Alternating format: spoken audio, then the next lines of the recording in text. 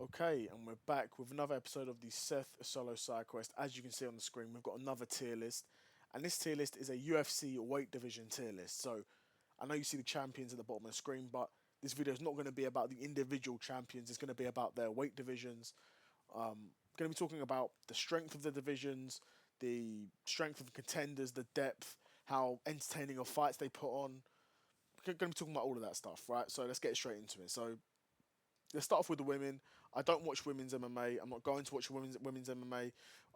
They could have amazing weight divisions, and I wouldn't know because I'm not watching that. So they're all going to go in the D tier. Off rip. There you go. And then we're going to talk about the men, the real fighters, right? The men who come out here and fight and come on, man. Let's kick it off with Ankalaev, right? Ankalaev, pretty weak division at light heavyweight, probably going to be D tier. I was just talking to Evan about this on the phone, right?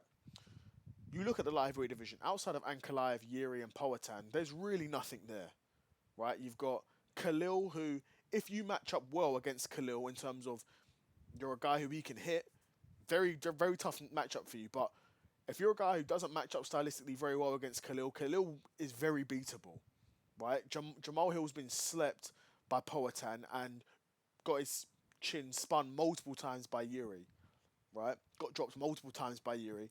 You can't really take him too serious as a contender for a while after that, right? And Ankalaev as well, top of the division. Not a super exciting fighter. Doesn't really have super exciting fights. The fight against Powhatan, considering both guys sort of are strikers, well, they are strikers actually. Both guys are strikers. It really wasn't a super interesting fight. Was competitive, was close, but wasn't entertaining. So I'm actually going to put light heavyweight at D tier. That light heavyweight had a interesting period for a short while after John Jones left the division, and you had guys at the top like Jamal Hill, Glover, Yuri, who else? I don't know. Dominic Reyes, Rakic. I mean, Rakic is still sort of at the top of the division now, but not really. You know, not really. So yeah, light heavyweight goes in D tier. Welterweight goes B tier. Welterweight goes B tier. Welterweight's got some interesting talent. Actually, welterweight might even go A tier. Actually, welterweight's going to go A tier because welterweight's got a lot of talent at the top of the division. Not necessarily super entertaining talent. I'm thinking off the top of my head in terms of guys like Usman, who just beat Buckley, Bilal, who just lost the title, and Sean Brady, who just beat Leon Edwards. Those three guys aren't particularly entertaining fighters. That being said, Usman did have some entertaining fights against Colby Covington, but his fight against Buckley was quite a boring fight. It was mostly just Usman wrestling Buckley, and at this point in his career, that's probably what Usman's going to be. Pretty much just a wrestler. I'd imagine. I don't know. We'll find out because maybe his knees aren't as bad as I originally thought. Maybe this guy actually can wrestle for 5 rounds. If Usman can continue like to fight like this and wrestle for 5 rounds, then who knows? He could be making another run. But in real reality, a guy winning a world title at 39-40 at these sorts of weight divisions as well probably isn't going to happen. But like I said, you've got three guys in Bilal, Sean, and Usman at the top of the division. You've got JDM, who's an entertaining champion. You've got Shavkat. You've got Ian Gary. You've got Leon Edwards. If you want to still include him, you've got Leon Edwards. In my opinion, you've still got Buckley up there. Because just because Buckley lost to Usman, that does mean stylistically he doesn't match up well against Bilal and Sean Brady. But against all the other guys who I mentioned, Buckley matches up pretty well against them. Again, probably doesn't beat them, but gives them a good run for their money. Carlos Prates, Michael Morales, it's a good division. A good division with a lot of styles, some entertaining fighters there. And of course, if you want, you can count Islam in this division as well now. Because Islam's vacated his lightweight title to move up to welterweight. So I guess you're including Islam in that as well. And Islam is a pretty entertaining fighter in terms of sure he's not always in these striking wars, but Islam is a finisher. Don't get twisted. Islam is a finisher. Islam beats you up, takes you down, submits you. Or in the case of Volkanovski in the second fight, Islam will knock you out. He'll stop you. So don't for any second think Islam's this boring grappler. He's not. He'll take you down, beat you up, submit you, right?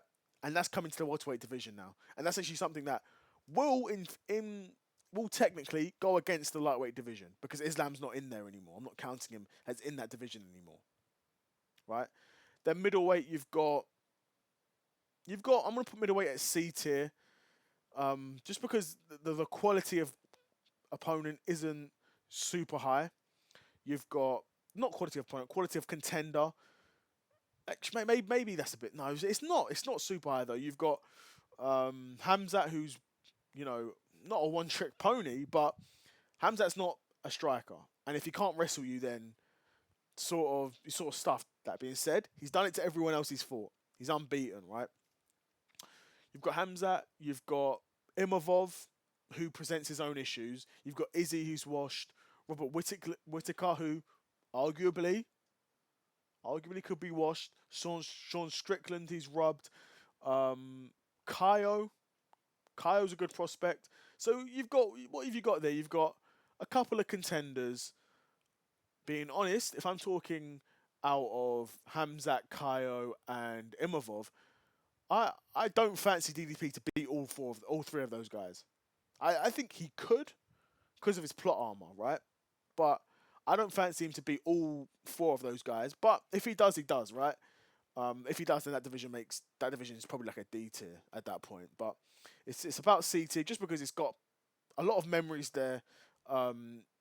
Is he still there active? Yeah.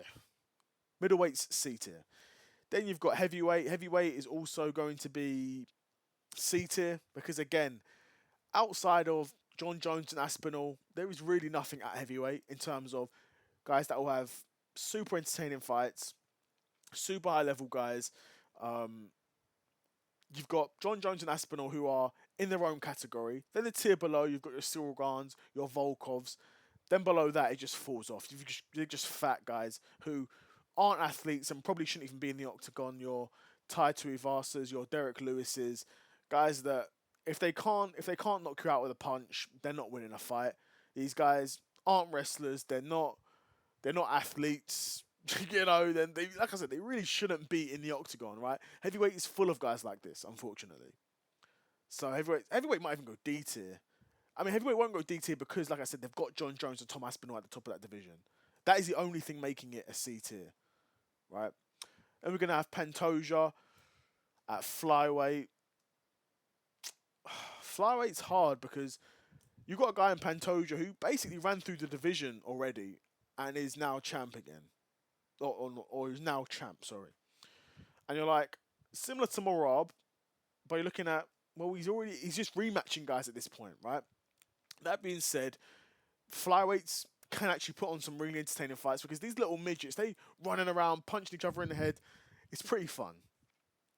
Flyweight MMA, 125 pounds. Like, you're a grown man who can weigh 125 pounds. Like, serious questions need to be asked of yourself. But nonetheless, these guys, they're super quick, they're super athletic. They come in, they bang, they try and fight, they try and strike.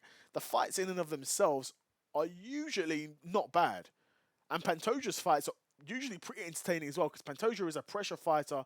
You've got Pantoja at the top of that division, Asakura, Kai Kara France, Royval. You've got Manel Cap coming up. Manel Cap's one of my favourite fighters to watch right now. In the past couple of performances, where he's just been styling on dudes, right? Straight styling on dudes. And not Pantoja, and Manel Cap, I think he's ranked 6, 7, or 8, something like that. Something like that. He's not even in the top 5. I know Manel Cap's not in the top 5, and he's one of my favourite fighters. So it's going to be a decent division. In terms of star power, it's really not that high. But potentially a more competitive weight division, although Pantoja is running through everyone. So flyweight goes at C. Lightweight has to go to B. I'm not counting Islam in this, but I will count Ilya in this, actually. I'll count Ilya in this. We already know Ilya's a super entertaining fighter from what we've seen. I know his base is like a grappler, but I'm just seeing this dude knock guys out, bro. I'm just seeing this guy box with people and knocks guys out. So Ilya's one of the most entertaining fighters on the roster. You've got Charles Oliveira, again, one of the most entertaining guys on the roster. Michael Chandler always has entertaining fights. Paddy, to be fair, Paddy has some entertaining fights. Renato Moicano, a super interesting, entertaining character. Gaethje always comes to fight. Poirier always comes to fight. Arman, who's out, who's I think back from injury, but had an injury. Um, Arman, who's more of a grappler, but again, one of the best grapplers in the UFC, one of the best grapplers, well, probably the best grappler in the UFC lightweight division. Um, yeah, to be fair, lightweight shouldn't be beaten. Lightweight is S tier. I don't know what I was thinking. I've just listed off a number of guys. I've not even mentioned the last world champion, Islam, in this because I kept him in at welterweight. I didn't even mention Islam, and I can say all of that about lightweight. It's a seriously good division, and the UFC's best division, and has been for a while. Like since Khabib retired, lightweight has probably been consistently the UFC's best weight division. Right, so that's going S tier. Then bantamweight, I'm putting bantamweight S tier as well, which might sound crazy because Marab, who's the champion, is the absolute GOAT, who is the absolute, like I said, the absolute bantamweight GOAT. Probably the best bantamweight ever, in my opinion. You look at his resume, it stacks up against, I don't care who you want to put up against him. Dominic Cruz's resume. And there's only really Dominic Cruz's resume to go up against because TJ didn't have the resume. Cody Garbrandt certainly hasn't got the resume. Uriah Faber hasn't got the resume. Who else is there at bantamweight? Marab's got by far the best resume. And then you look at the contenders. Now, Marab's beaten a lot of these contenders already, to be fair. But these are nonetheless are super, super, super high level guys. Okay, we look at bantamweight contenders. We see Sean O'Malley, elite striker. We see Umar Nurmagomedov, very good striker, very good grappler. Marab beat him, I wouldn't say easily. The first couple rounds were a bit tough for Marab, but the third, fourth, and fifth, Marab probably won all three of those rounds and won the fight, right? And Umar's no slouch. That's what I'm talking about. Umar's no bum. Like, if you're beating Umar, you're a seriously good fighter. Okay, Peter Yan as well. Again, another one. One of my favourite fighters to watch. Marab's already beat him, bro. And Peter Yan is a super talented fighter. Very good grappler, very good striker, very creative with it. A lot of interesting, judo throws and sweeps. Seriously good fighter. Corey Sandhagen, elite striker. Tricky jiu-jitsu game too. Tricky grappler as well. Super long, super lanky, super slick striker. Who else? You've not got Jose Aldo anymore. But I mean, that's the top five. Davison Figueiredo. Another really, really good fighter. Lost to those top level guys in Peter Yan and Sandhagen, but Figueiredo is a former flyweight champion in his own right. A serious fighter. Very serious boxer. Not boxer. It's a very serious fighter in the UFC. So bantamweight goes S tier for sure.